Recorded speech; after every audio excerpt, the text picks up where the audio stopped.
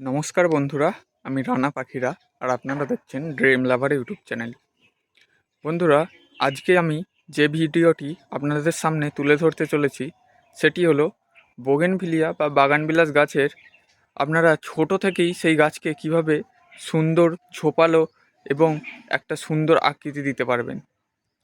তো বন্ধুরা, চলুন এবার আমরা ভিডিওটি শুরু করি। অনেকেই আপনারা বোগেনভিলিয়া করেন, তাতে ফুলও হয়, কিন্তু একটা গাছকে যখন আপনি সুন্দর শেপ দিতে না পারবেন, তখন সেই গাছে যতই ফুল আসুক না কেন তার সৌন্দর্য অতটা বোঝা যায় না। একটা গাছে যত বেশি পরিমাণ ব্রাঞ্চ থাকবে তার ফুলের পরিমাণও তত হবে। তাই এই বেশি পরিমাণ ব্রাঞ্চ আনতে গেলে আমাদের বোগেনভিলিয়ার উপর কিছু কাজ করে রাখতে হয়, না হলে আমরা সেখান থেকে বেশি ব্রাঞ্চ পাই না। সেই কাজটি হচ্ছে বোগেনভিলিয়ার প্রুনিং এবং পিঞ্চিং।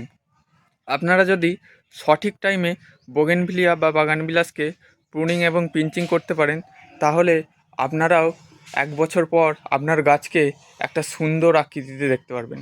হ্যাঁ, এটা রাতারাতি হয়ে যাবে না, কিছুদিন সময় লাগবে, তবে ধৈর্য ধরলে আপনারা তার ফল অবশ্যই পাবেন। দেখুন, এগুলো সব আমার 1 থেকে 2 মাসের গাছ। আমি এই গাছেরই মধ্যেই আজকে কিছু গাছ আপনাদের প্রুনিং করে দেখাবো। দেখুন, এটি হলো বিজা পিচ আইডির গাছ। গাছটিতে এখন ফুলও আছে।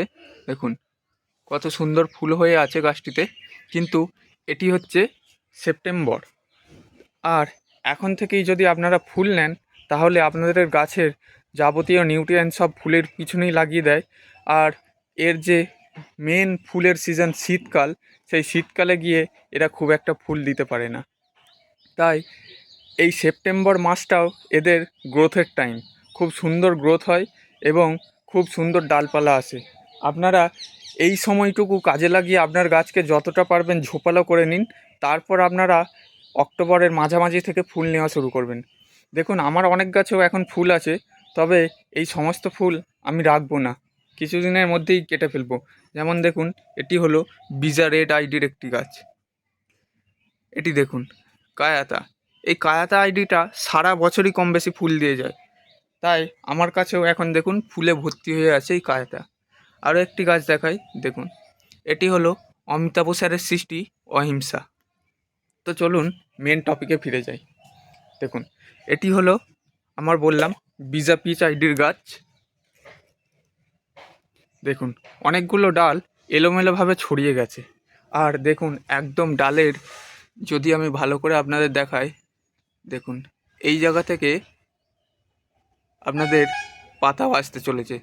তাই আমরা যদি এখন এই গাছটিকে শেপ না দিই এবং কাটাই ছাঁটাই না করি, তাহলে গাছটির আকৃতি তো নষ্ট হচ্ছেই, তার সাথে সাথে গাছটিতে আমরা ফুলও কম পাবো। তাই এখন এই ছোট গাছগুলোকেই আমরা কাটাই ছাঁটাই করে দেব। এ প্রসঙ্গে একটা কথা বলি, অনেকে মনে করেন গাছকে 1 বছর বাড়িয়ে নিয়ে তারপর কাটলে তার রেজাল্ট ভালো পাওয়া যায়। হ্যাঁ, তাদের মতো ভালো, কিন্তু আমার বক্তব্য হচ্ছে গাছকে যদি প্রথম থেকেই আমরা কাটাই ছাঁটাই করি, তাহলে গাছটি প্রথম থেকেই একটা সুন্দর শেপ নেয়। হ্যাঁ, হয়তো একটু অল্প বাড়বে, কিন্তু তাও প্রথম থেকে সুন্দর শেপ নেবে। কিন্তু আপনারা যখন গাছকে ধরুন বড় করে তারপর কাটলেন, তাতে আপনার বড় করতে মোটামুটি 1-1.5 বছর সময় লাগবে, তারপর আবার তাকে শেপে আনতে আবার 1-1.5 বছর সময় লাগবে। তাহলে আপনার সেখানে সময়টা বেশি লাগলো। যদিও বা এটা আমি আমার নিজের অভিজ্ঞতা থেকে বললাম, তাও যদি আপনাদের খারাপ লেগে থাকে তার জন্য দুঃখিত। চলুন এবার এই গাছটিকে আমরা প্রুনিং করে দেখাই। দেখুন, এখানে এই একটি ডাল, এই একটি ডাল, এই একটি ডাল এবং এই 4টি ডাল মিলে গাছটি অনেক দূর পর্যন্ত ছড়িয়ে গেছে। ভিতরেও কিছু ডাল আছে যেগুলো ছোট ছোট ডাল। তো আমাদের ওই ছোট ডালের সামঞ্জস্য রেখে বাকি ডালগুলোকে কাটতে হবে। কাটার জন্য আমাদের লাগবে এই ধরনের একটি কাটার বা প্রুনার। তবে অবশ্যই কাটার আগে এটিকে জীবাণুমুক্ত করে নেবেন। আপনারা এটিকে আগুনে পুড়িয়ে করতে পারেন, অথবা স্যানিটাইজার দিয়েও এটিকে জীবাণুমুক্ত করতে পারেন। আমি যেভাবে জীবাণুমুক্ত করি সেটি হলো এই হাইড্রোজেন পারক্সাইড এর যে তরলটি আছে সেটি তুলোই করে ওতে কাটারটিতে লাগিয়ে দিই। দেখুন আপনাদের দেখাচ্ছি। এই যে দেখুন হাইড্রোজেন পারঅক্সাইড আমি এটি ঢেলে নিয়েছি। এবার এই ধরনের একটি তুলো নিয়ে এই কাটারে এইভাবে ঘষে দেবো।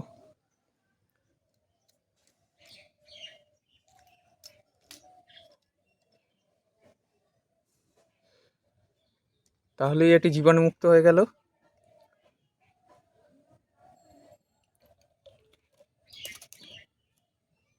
এইবার আমরা এই পুনার দিয়ে কাজ করতে পারি। যেহেতু এটি বর্ষাকাল তাই খুব সহজেই ফাঙ্গাস লেগে যাওয়ার সম্ভাবনা থাকে, তাই আমরা একটু সতর্ক হয়ে নেব। দেখুন এর যে 4টি বাঞ্চ আছে, প্রথমে আমি একটু বড় করে কাটি, তারপর আমি ছোট কাটব। এই বাঞ্চটি আমি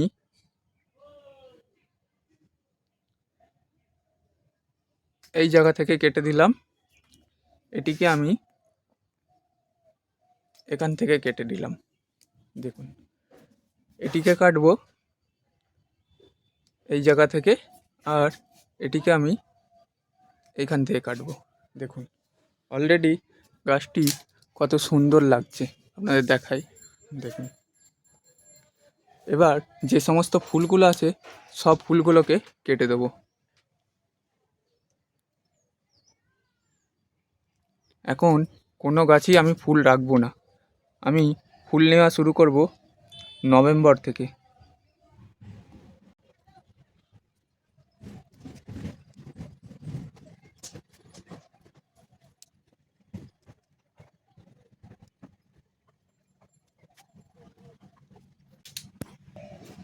দেখুন বন্ধুরা, গাছের সমস্ত ফুল আমি কেটে ফেলে দিয়েছি। এবার গাছটাকে কতটা সুন্দর লাগছে। এবার যখন এই বাঞ্চগুলি দিয়ে চারদিক দিয়ে ডাল আসবে, তখন গাছটি আরও ঘন হয়ে উঠবে। এবার শুধু আমাদের যে ডালগুলো একটু বড় হবে সেগুলোকে পিঞ্চিং করতে হবে। যেমন দেখুন এটি খুব বড় হয়ে যাচ্ছে, তাই এটিকে একটু নখ দিয়ে খুঁটিয়ে দিলাম। দেখুন এইভাবে পিঞ্চিং করে দিন। এই জায়গাটি একটু বড় লাগছে, এখানটা আমি আর একটু কেটে দেবো। দেখুন আমার এই গাছটায় শেপ দেওয়া মোটামুটি কমপ্লিট। পরের গাছটি যদি আমি দেখাই, দেখুন এটি হচ্ছে বাটারকাপ আইডির গাছ। এই সমস্ত গাছগুলি আমি মাত্র 2 মাস মতো হয়ে এনেছি। দেখুন এটিও ছড়িয়ে ছিটিয়ে রয়েছে, এটিকেও শেপ দিতে হবে। তো এটি আমি প্রথমে এই জায়গা থেকে কাটলাম, এটি এখান থেকে এবং এটিকে আমি এখান থেকে কাটলাম। দেখুন গাছটি ছোট হয়ে গেল।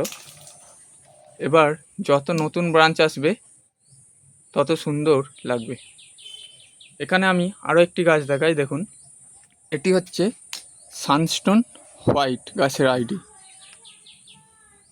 গাছটিকে আমি পটিং করেছি হয়তো 5 থেকে 6 দিন হবে। দেখুন তাতেই কত সুন্দর গ্রোথ চলে এসছে। এই গাছের প্রুনিংয়ের দরকার নেই, শুধুমাত্র পিঞ্চিং করলেই হয়ে যাবে। দেখুন এই যে জায়গাগুলি আছে উপর থেকে 2-3টে করে পাতা খালি নখ দিয়ে কেটে দিলেই হবে। এই দেখুন এইভাবে।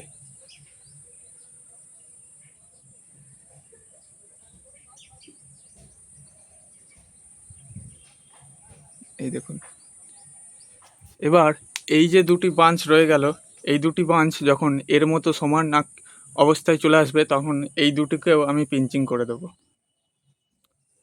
দেখুন পরের আইডিটি যদি দেখাই, এটি হলো সুবর্ণা আইডির গাছ। 3টি বাঞ্চ নিয়ে ঢ্যাঙা হয়ে একদম লম্বা হয়ে গাছটি উঠে যাচ্ছে, তাই একেও আমি প্রুন করে দেবো।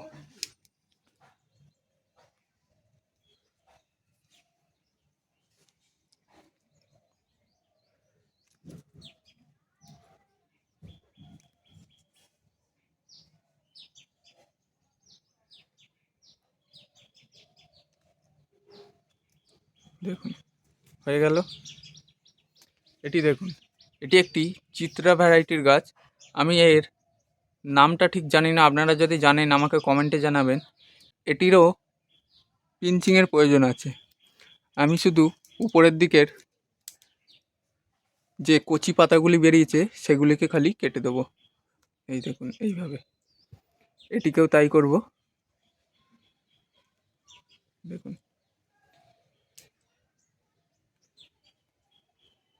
এই যে কাটাই ছাঁটাই করলাম, দেখুন আমি কিছুদিন আগে কিছু গাছে কাটাই ছাঁটাই করেছিলাম, তার রেজাল্ট আমি আপনাদের দেখাচ্ছি। দেখুন এটি হলো বলাকা আইডির একটি গাছ। দেখুন ভালোভাবে দেখাই, দেখুন কত সুন্দর ব্রাঞ্চ আসছে চারদিক দিয়ে। আরও একটি দেখাই, এটি দেখুন সাকুরা বেলাকান। এদিকে দেখাই গোল্ডেন বিগজেস। তাই আপনারাও কাটতে থাকুন। এইভাবে যদি গাছকে কাটাই ছাঁটাই করেন তবেই আপনারা ভবিষ্যতে গাছকে একটা সুন্দর আকৃতিতে দেখতে পাবেন। এবার কিছু আপনাদের টিপস দিয়ে রাখি। এই যে কাটাই ছাঁটাই করছেন, এর এক সপ্তাহ আগে আপনারা গাছে একটা খাবার প্রয়োগ করবেন। সেটা হতে পারে এনপিকে 12-61-0 অথবা এনপিকে 19-19-19 বা 20-20-20, অথবা আপনারা যদি মাটিতে দিতে চান এখন অর্গানিক ডিএপি পাওয়া যায়, সেই অর্গানিক ডিএপিও দিতে পারেন। একটা নাইট্রোজেনযুক্ত খাবার আপনাদের মাটিতে দিয়ে রাখতে হবে। এর 4 দিন পর আপনারা গাছে একটা মাইক্রোনিউট্রিয়েন্ট স্প্রে করবেন। তার 3 দিন পর আপনারা ব্রাঞ্চ কাটুন, দেখবেন পাতা আস্তে আস্তে বেরোতে শুরু করে দেবে। যেমন আমার এই যে বাঞ্চটি আছে দেখুন, এই জায়গায় পাতা আসতে শুরু করে দিয়েছে। তাহলে এখন যদি আমি কাটলাম, এবার খুব দ্রুত পাতা ছেড়ে দেবে। আর এই যে প্রুনিং করলেন, প্রুনিং করার ঠিক 1 সপ্তাহ পর আপনারা আবার খাবার দেবেন। এবারেও আপনারা গাছে ওই এনপিকে বা সমপরিমাণ যে নাইট্রোজেনযুক্ত খাবারগুলো বেশি হয়, আপনারা সেই নাইট্রোজেনযুক্ত খাবার দেবেন। তাহলেই দেখবেন গাছে ব্রাঞ্চে ভর্তি হয়ে যাবে। আপনারা এই গোটা সেপ্টেম্বর আর মিড অক্টোবর পর্যন্ত এই কাজটা করুন। তাহলেই দেখবেন আপনারা সামনের শীতে খুব সুন্দরভাবে আপনাদের গাছগুলো থেকে ফুল পাবেন। এই যে গাছগুলো দেখছেন, এগুলোর ফুলও আমি কেটে দেবো এবং এগুলোকেও আমি কাটাই ছাঁটাই করে দেবো। কাটাই ছাঁটাই হয়ে যাওয়ার পর আপনাদের যে জিনিসটি করতে হবে সেটি হলো এই যে ফাঙ্গিসাইড আপনাদের কাটা জায়গাগুলোয় অবশ্যই লাগিয়ে দিতে হবে। এই ধরনের একটা তুলি নেবেন আপনারা, নিয়ে জলে ডুবিয়ে অল্প একটু ফাঙ্গিসাইড নেবেন, নিয়ে যে ব্রাঞ্চগুলো কাটলেন প্রত্যেকটা ব্রাঞ্চের ডগায় ডগায় আপনারা লাগিয়ে দেবেন এইভাবে।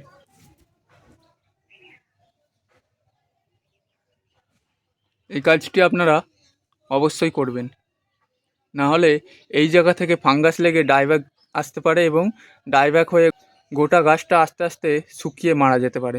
তাই আপনারা কাটার পর অবশ্যই ফাঙ্গিসাইডের পেস্ট লাগাবেন।